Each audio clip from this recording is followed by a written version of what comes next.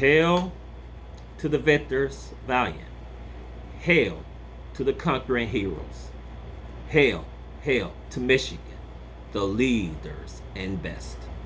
Hail to the victors valiant. Hail to the conquering heroes. Hail, hail to Michigan, the champions of the West. Go Blue. This is your boy Harry Bryant signing in. We are officially 43 days away from the start of a brand new season, the 2021-2022 campaign. And I'm so anxious for Michigan football to resume. As far as the off-season moves that Michigan made, as far as on the coaching staff, when they added new personnel like Mike Hart, I think that was one of the best off-season moves that Michigan made. Bringing Mike Hart in to be the running backs coach, I think that's going to help Donovan Edwards, and that's going to help the rest of the running backs as far as having Mike Hart as their running backs coach, and Mike McDonald is the co-defensive coordinator taking over for Don Brown, and he's going to run his so-called defense in a different scheme. So all these offseason moves that was made, I really hope that it doesn't hurt Michigan, because you have all these young coaches. Yes, these young coaches is going to be helpful as far as recruiting when it comes to relating to the players. But I just hope this doesn't come back and bite Michigan in the butt because of the lack of coaching experience that most of these guys have. Most of these coaches are first and second year coaches. The only coach that has the most seniority, of course, is the head coach, Jim Harbaugh. I mean, he's the only one that has the most seniority. But year 7, going into year 7 under Jim Harbaugh, this is Harbaugh's last year. Because if Michigan fails to meet up to his expectations, I really think that Jim Harbaugh is going to be shoulder door. And no hard feelings, but after year 7, he can't get it done. It's time to move to a new direction. So I hope for his sake that Michigan will make a good run, at least win 9 games or at least 10. But the biggest prize for us is to finally beat that team down south, the south of us. But we'll see what happens. But like I said, 43 days away from Michigan football, and I am truly excited to see what Michigan is going to bring to the table. And as you can see, I have a new camera setup. I actually ordered this off of eBay.com. I ordered it's like this ring light, and you put your phone in it, and it's supposed to help with the lighting whenever you shoot videos like I'm doing right now. It's supposed to help with the lighting. It's supposed to, I guess, have a better video quality when it comes to picture and screen resolution. So it's supposed to make it better. I guess I should have done this a long time ago, but now I just decided to try something new. So I decided to do this. So that's why it seemed like everything looks so bright, and I'm no longer holding the phone in my hand. So now I can actually have hands free instead of using my hands to hold the phone while I'm making or recording Michigan videos. So this year, if the Lord's wills, I'll be doing something totally different. So I figured, well, brand new season, might as well do something different. So why not? So I'm just actually testing out this new lighting system that I decided to go with, and to figure out how better quality will the videos come. So that way, if the Lord's wills, once football season start and I can record my Michigan videos, the videos can come out so much better, so much brighter, and vice versa. And it gives me the freedom to set up my phone wherever I want to set up. And so I decided this location because, as you can see behind me, I got the Michigan. I got the Michigan blanket hanging up on the wall, and then of course the wing helmet, on the opposite side. So I can't wait for football season to start. 43 days from kickoff. And yes, my beautiful wife gave me one of the best birthday presents that I've ever received. She have bought me Michigan tickets for September 18th game against NIU. Row 4. So it's going to be in the end zone. And I am so amped up to go to this game that I cannot wait till September 18th, if the Lord's will, to go to this game. And this will be my actual first Michigan game. I'm not talking about the spring game. It was nice. It was lovely. But this, if the Lord's will be my first actual game that I attended at the Big House as a Michigan fan, and that is tremendous. And I just cannot wait to go. I mean, it's September 18th cannot come quick enough for me. As a diehard Michigan fan, September 18th cannot come fast enough. And I cannot wait to actually be at the Big House, to actually be around hundred thousands of my sisters and my brethren. And we are rooting for our team, and we are rooting for them to come out with the victory. Yes, it's against NIU. I don't care. I just want to be in that atmosphere where there's a full stadium.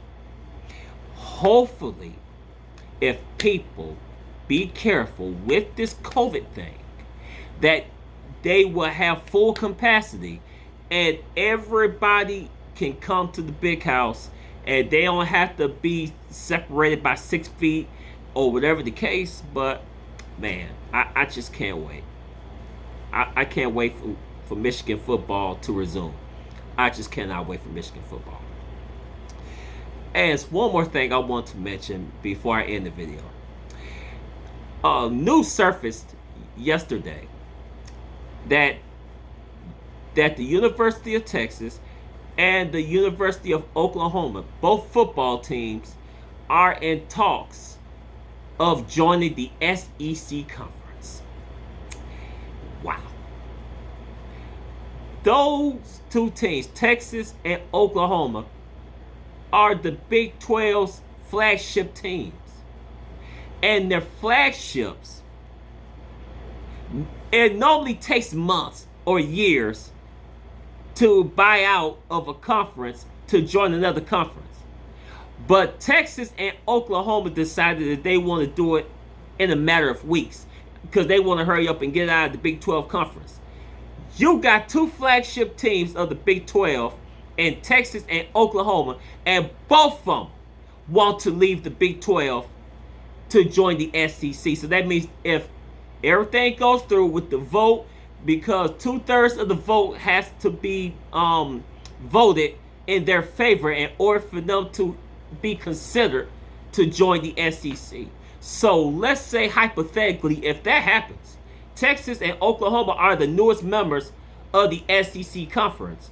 That means the SEC is going to have 16 teams, and they're going to be a mega conference.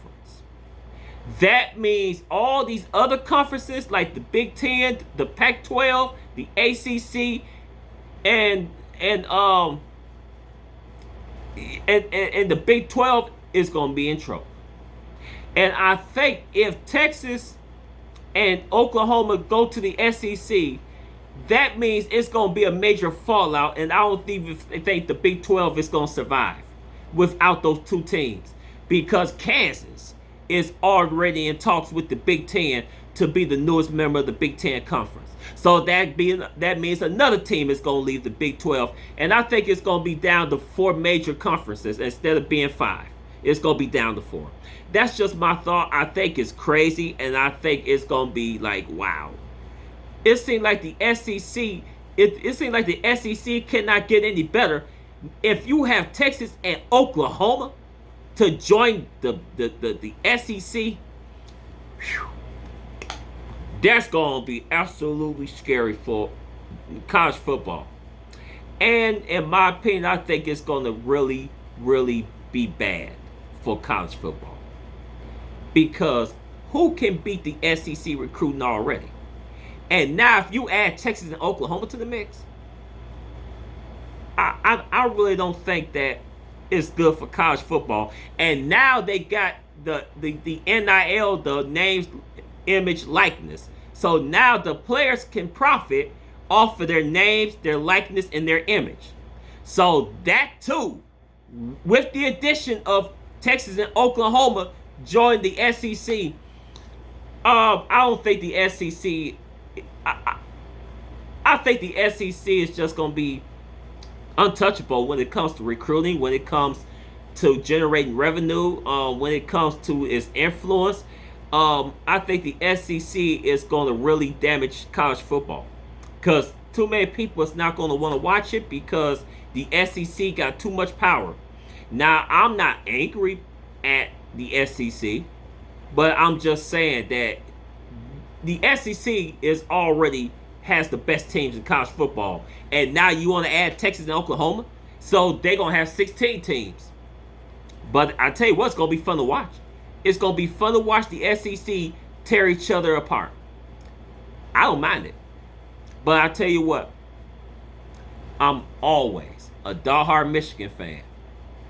I don't care if Michigan stays in the Big Ten or they decide they want to jump and go into the SEC, which I don't think that's going to happen because there's rumors too that Michigan and Ohio is in talks with the SEC to join the SEC. I don't think it's going to work because the SEC is for Southeastern Conference.